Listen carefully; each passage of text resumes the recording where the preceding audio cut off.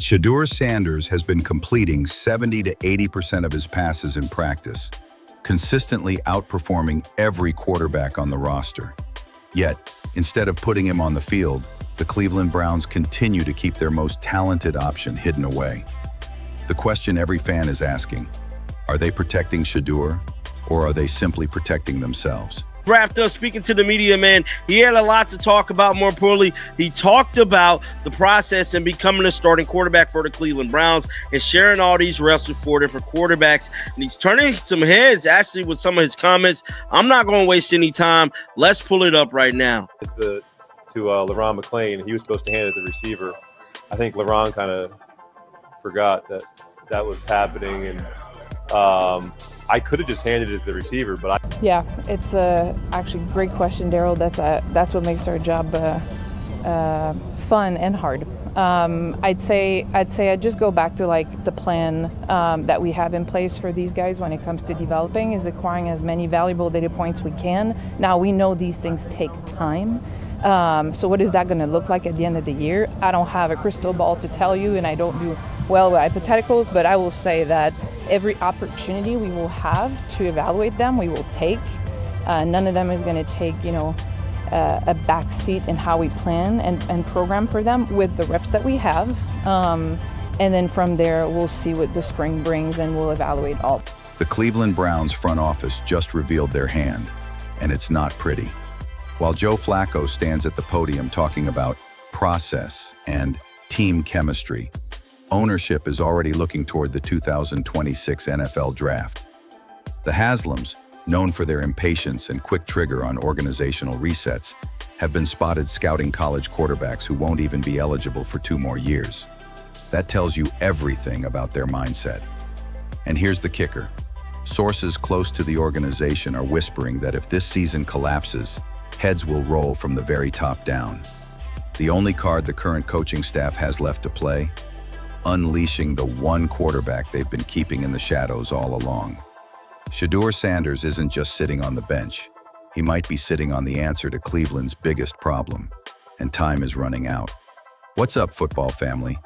I'm back with another deep dive into the most dysfunctional franchise in the NFL, the Cleveland Browns. Today, we're peeling back the curtain on a team already teetering on the edge of collapse. And let me tell you this, when the smoke clears, there may only be one player capable of saving them from complete disaster. Let me paint the picture. Joe Flacco has been talking in press conferences about how comfortable he feels, how the preseason process was ideal. But while he projects calm, the front office is quietly planning his exit strategy. They're not just preparing for next year, they're literally scouting prospects for 2026. Think about that. While fans are worried about the upcoming season, ownership is skipping ahead 2 years as if this current roster doesn't even matter. A lot of times with these coaches and coaches like Kevin Stefanski, it's ego over execution, it's plays over players. At the end of the day, you got to give this kid a shot to redeem himself. That's the beauty of being a rookie. You're going to go out there, you're going to struggle, you're going to have some success, you're going to struggle again, but you want to see them come out on the other side. Now, Shedeur had 5 sacks, 5 drives, just was trying to press, trying to impress coaches, the fans, trying to live up to what Dillon Gabriel just put out there on the field. And Kevin Stefanski handled that situation and this whole quarterback competition horribly because you removed an opportunity for him to redeem himself in that situation to go out as a winner. And again, it's not just we all see it, players on the team sees it, players on the opposing team see it. They know what's going on. They know what's going down, but it's all about Kevin Stefanski's ego. We saw this with Baker Mayfield. Oh, it doesn't fit my system. Well, your system has to be about the players that are in it. And we've seen him do this because the offense was completely different when Dillon Gabriel was out there. It was a lot of, short, quick passes to get the ball out of his hands, spread the formation, which is great. That's what you're supposed to do for a guy that thrives in that situation. So I don't know why for Shedeur, the offense changed. He kind of wanted to curate something around him. But at the end of the day, Shedeur recognized he had to play better. That game looked a lot like that UCLA game his first year in Colorado. But I blame Stefanski for how he's handled this whole situation because it doesn't look very coach of the year leadership-like to me. Yeah, I feel like there was plenty of time for me to make sure that I got the reps and felt comfortable with all the guys around me. Joe, I know we've heard about the storyline of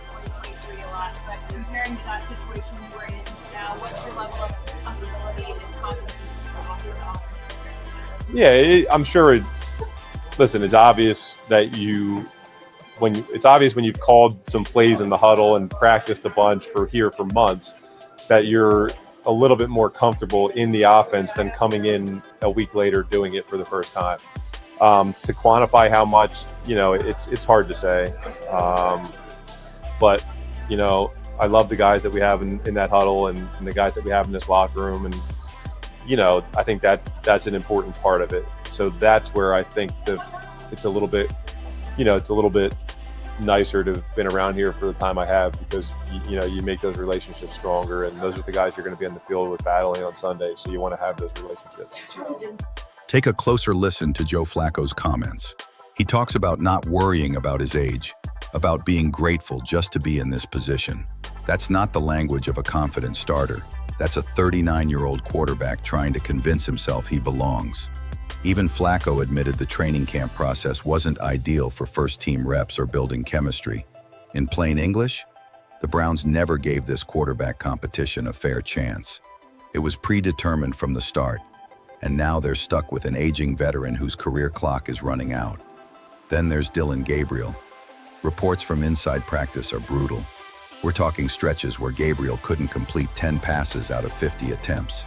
That's not NFL ready. That's barely college ready. Yes, Gabriel has shown flashes, like his 9-for-11 touchdown drive in the preseason, but inconsistency and turnovers continue to haunt him. For every promising moment, there's a pick six or a costly fumble. He's not ready to lead a franchise, not even close. And yet, through all of this, one thing has been consistent: Shedeur Sanders. Day after day in practice, he's been completing 70 to 80% of his passes, demonstrating composure in the pocket and showing leadership that feels well beyond his years.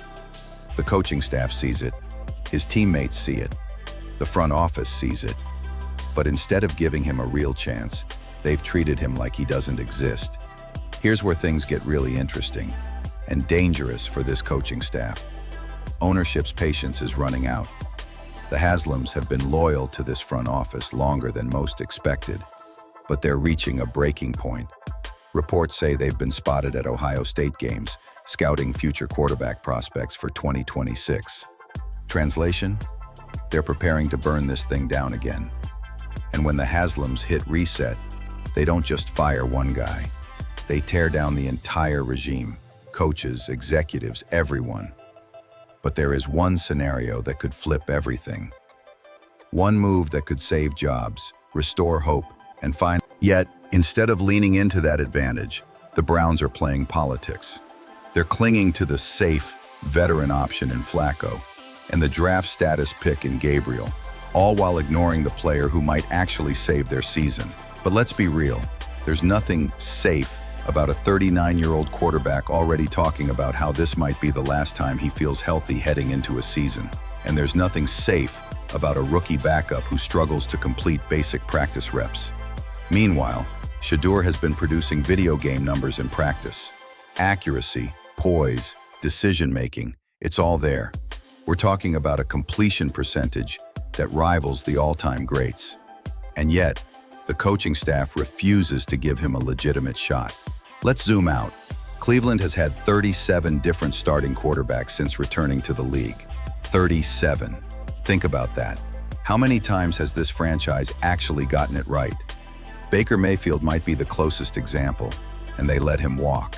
Every time they've been given the chance to commit to a real franchise quarterback, they've blown it.